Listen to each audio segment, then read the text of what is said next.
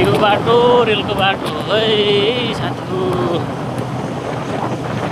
नेपालमा रेल कहाँ छ भन्थ्यो नि। अब यो बाटोमा रेल कुद्ने हो नि त। निर्माण हुँदैछ रेलको बाटो। जनकपुर विकास हुँदै सायद पथलयासम्मको बाटो होला अहिले तत्काल। पथलया पनि होइन उता चितवनसम्मै हामी नेपाल वारपारै जाने होला सायदै महाकालीसम्मै यही बाटो। यो चाहिँ ग्रीष्म प्रदेश बागवानी केन्द्र हो। नेपालको सबभन्दा ठुलो बागवानी केन्द्र यो चाहिँ अहिले सर्लाही जिल्लाको हामी लालबन्दी नगरपालिकाभित्रको यो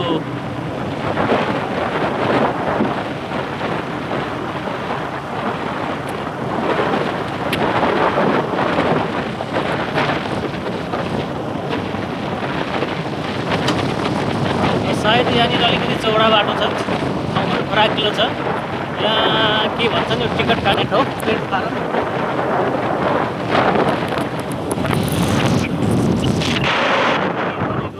सायद टिकट काट्ने ठाउँ नै होला। टिकट काट्ने ठाउँ तपाईँ साइड बिस्तारै पुरै ग्राभलिङ गरेको छ, हिँड्न पनि अप्ठ्यारो हुने गरी। बाटो कति फराकिलो छ।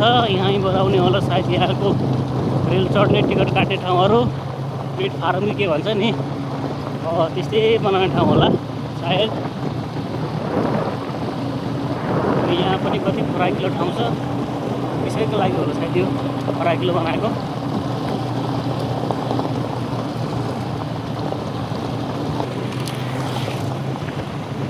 केपी बाले भन्नुहुन्छ नि रेल कुद्छ कहाँ कुद्छ भने यहीँ कुद्ने हो क्या केपी बाले भनेको रेल।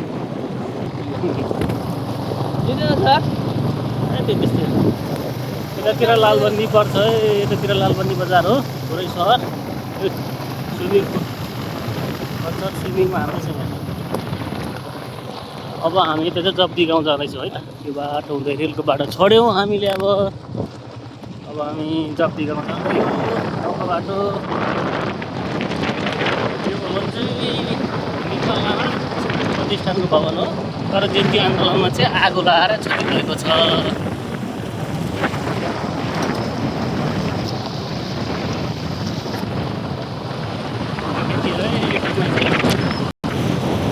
यो बाटो लालबन्दी बजार हुँदै जब्दी गाउँ जाने बाटो।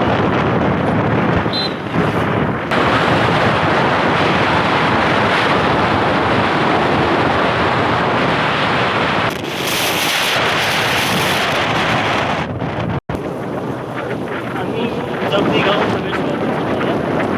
जब्दी हुँदै हाम्रो यात्रा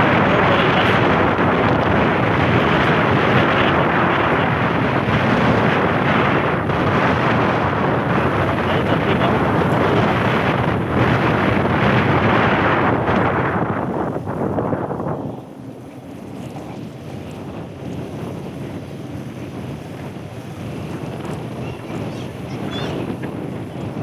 यो बाटो चाहिँ हरिपुरतिर जाने बाटो।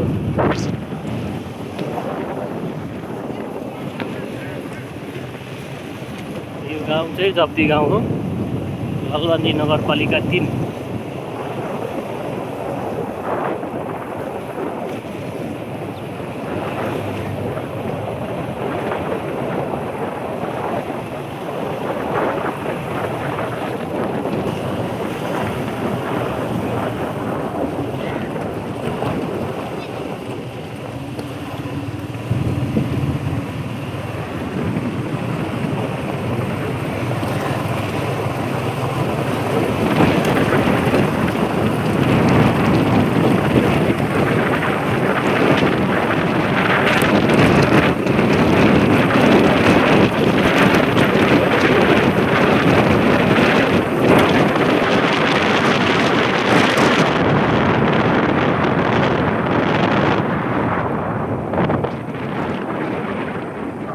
हामी पूर्वतिर लग्यौँ बैलबास होइन, बैलबासतिर जाने हो। यो बाटो यो कुन गाउँ अरे? बैलबास जाने बाटो। बैलबास जाने बाटो कुन गाउँ हो? कलैया है के लेखेको? कलैया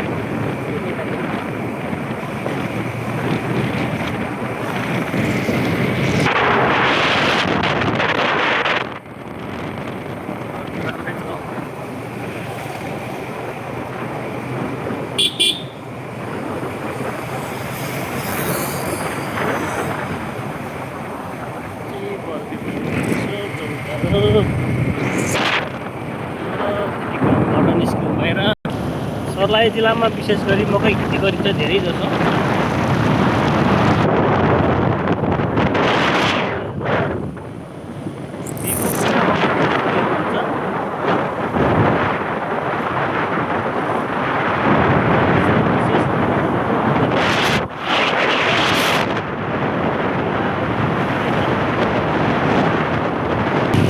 पोल्ट्री फार्म पनि बाटो चाहिँ ठुलो छ अन्त फारम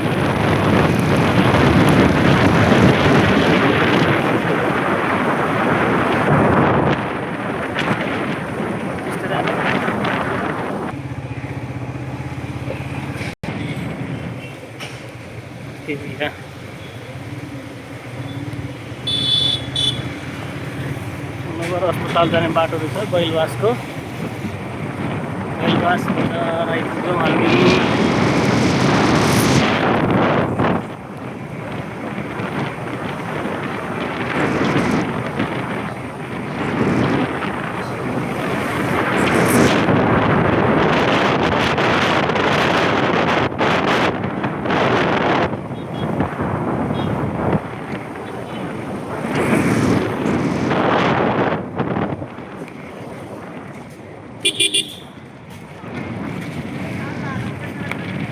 डेभलपमेन्ट ब्याङ्क पनि यहाँ रहेछ, राजश्रीको अफिस पनि।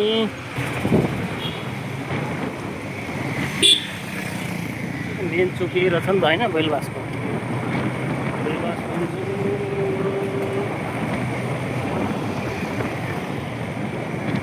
कुमारी ब्याङ्क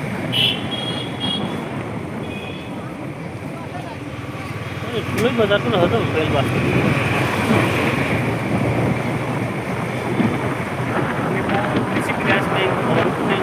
बैलवास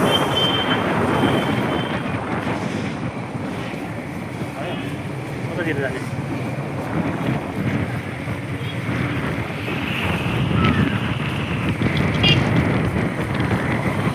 बैलवास बजार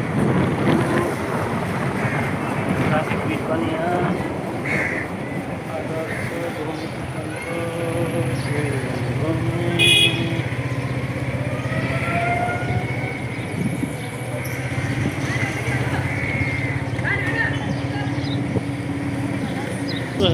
बैलवासको बजार हाट लाग्ने ठाउँ।